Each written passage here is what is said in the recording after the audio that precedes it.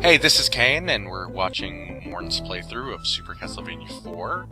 This is a game I've had a love-hate relationship with. Before I became a real Castlevania fan, this was probably my favorite Castlevania. And then as I became progressively more of a fan of the classic Castlevanias, I've sort of fallen out of favor with it. And that's kind of because of the reason everyone talks about, and that's the fact that you're practically Mega Man 2 Mega Man with the Metal Blade, like down to the fact that you practically whip across almost the entire screen. You're practically shooting a projectile in this game. And atop that, the game's easy, even without the 8-way whip. So the challenge doesn't seem perfectly tuned to the engine of the game. Right here we see that Morn just totally dispatches the situation with Fleamen, which would be a real challenge in any other Castlevania game, and here it's just whatever. By the way, those are the Castlevania 3 Fleamen from the Japanese version, in case anybody has actually played that version. I actually would recommend playing it since it has a vastly superior soundtrack and is probably a little bit more balanced.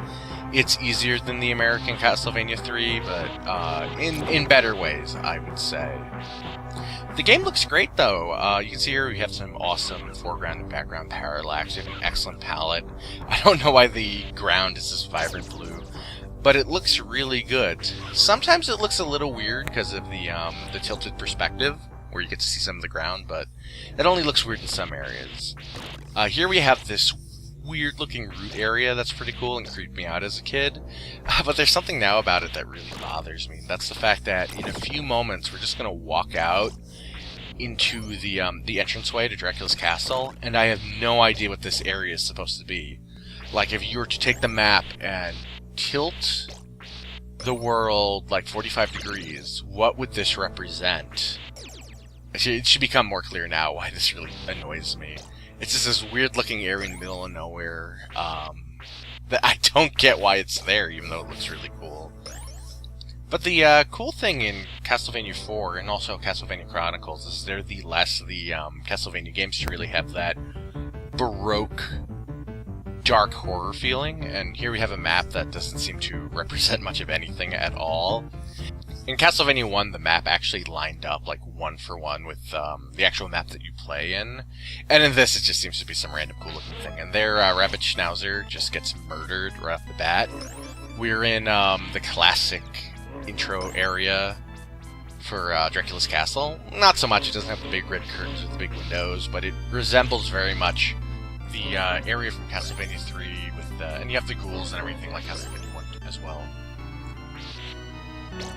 So we got also multi-layer parallax in the back. That's a fetish of mine. I really love good parallax. But here's some of the like floating platforms that you get because of the perspective. Because you have this really deep background, the fact that you just have like some blocks floating in the air really seems weird to me. That's probably a pet peeve for me. That's generally not a big deal to most people, but I can't help it.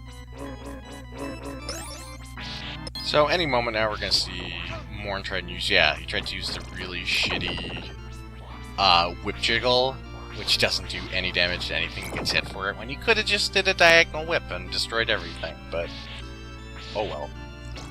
Morn's actually playing really well, I'd say.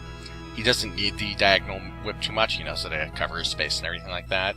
So here we have like one of the many tech demo areas in the game. This is also one of the things that really shows how the difficulty of this game sort of switched from enemies, and enemies knocking you into pits, to actual platforming. Especially since you have a very Mega Man jump in this as well. It's not just the Metal Blade. So you can go back and forth in the air. I don't think there's any sort of limitations on that. This area is pretty boring and repetitive. It would have been cool if there was some enemies here, but it looks cool.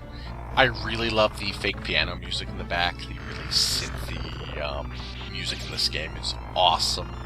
There's a lot of gimmicks in this game. That's not that weird for Castlevanias after Castlevania 1. So hopefully CPAT had a lot of interesting things to say about the Mode 7 craziness that goes on in Level 4. So soon we're going to get to this little secret area, but first, falling chandeliers. Not really much gameplay-wise from that. Just kind of avoid them. Okay, so there, secret area. So now we're going to see Rabbit Schnauzer die again. Any moment now.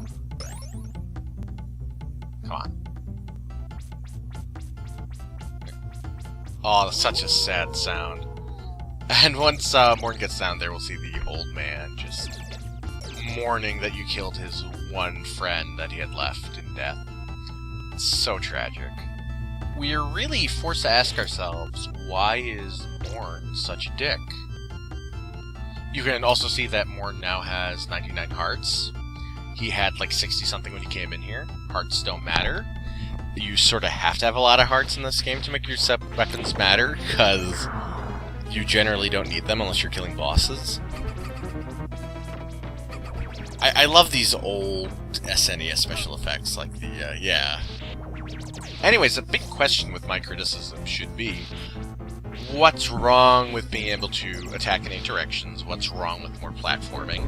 Just because this is a Castlevania game does not mean it needs to be permanently tied to the conventions of Castlevania.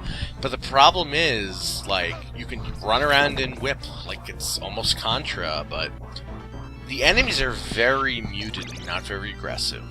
And then the platforming is, you don't have a character with very interesting platforming movement, nor interesting platforming challenges. You have more platforming challenges than you would have in classic Castlevania, but it's still a lot of stuff that just kind of comes together mediocrely. Soon Morn will realize that there's no point in attacking that axe armor because he's just going to respawn anyway. So, It's the range that matters a lot with the, more so even than the 8-way whipping, because, like, something like an axe armor really can't be that threatening in this game, because you can engage from so far away that you can easily respond to anything he does. I mean, not that I had to do that there, because he hit him with a sub-weapon, but, that almost adds to the problem as well, because not only can your whip really dispatch things from really far away, but if you're just throwing crosses everywhere, nothing's going to last very long in front of you. There is still some occasionally well-placed enemies in this, one's coming up very shortly. Classic Castlevania games try to put enemies in awkward positions where it's hard for you to attack them safely. There's one, the way he jumps at you and everything like that, is you have to deal with him quickly. If you fail, you get risk getting knocked into spikes. It's really everything you'd want in an enemy placement, but most of the enemies in this game are just kind of walls put in the middle of a walkway. You just walk over, you attack it, you proceed. I suppose in this game it's a little different than other Castlevania games because you're more likely to die before the boss just from damage. I would say in Castlevania 1 and 3, the damage you take during a stage only really matters for like bosses and stuff, but because generally the biggest threat is just getting knocked into holes. This area here is like really cool looking, with the foreground parallax and everything like that, but it was just a hallway full of skeletons. It really didn't matter. Here Morton gets hit like a dumbass. I'm gonna make fun of him for something that probably would have hit me too. These guys are also a perfect example. Look how, like, he's not even swinging within range. He's nowhere near you when he swings the sword. Simon can just easily hit him from a million miles away and it doesn't matter. Even if he was programmed to attack at a closer range, he still would get dispatched by Morn before you got anywhere close to nearby. It's just not a threatening enemy, while those enemies in Castlevania 3, like the Doolahans and whatever, you have a range advantage over them, but it's very slight, so you really have to know when's appropriate to attack. The game isn't really basically popular or anything, though. I mean, it has a great aesthetic. It has really good pacing. I mean, it's not very difficult, but it's not like Rondo of Blood, where like every enemy is a grind and takes a whole bunch of hits. It's a very quick and punchy game with a lot of variety. Even if most of that variety is superficial, it's still a very cool game in that sense. And which is why I probably really liked it before I really got deep into Castlevania and then gradually grew away from it. I still think I like it better than Rondo of Blood. I think Rondo would be my least favorite of the good Castlevanias. Mostly because it has the opposite problem. Everything's a really, really hard slog, and everything has way too much health. And the pacing and level design just aren't as tightly put together as other Castlevania games.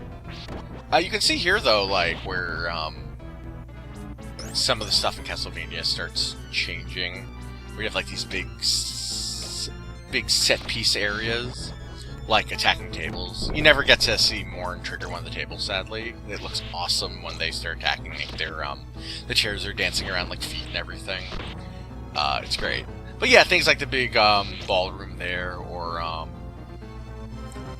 the spectral swords in Symphony of the Night, or the big skull things in Rondo. But anyways, now we're gonna fight Paula Abdul and Fred Astaire. I did not make that up. That's what they're called in the American manual.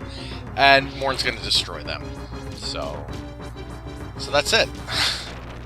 That's stage 5 and 6 of Super Castlevania 4, and Morn will now catch a totally awesome pose. So, big love to anybody who does love this game. I have no issue with that. I think it's still pretty cool. It doesn't really do the things that I like in a Castlevania game, but, you know, that's cool. I think it has some design flaws, but the whole package is still pretty cool, especially casually. If you are interested in my approach to Castlevania, well, sort of Ninja Gaiden, Castlevania-ish, a little bit more action-y. Check out Brave Earth when it's done. Anyways, thanks to Morn for doing this. So, hopefully we'll get to do something like this again.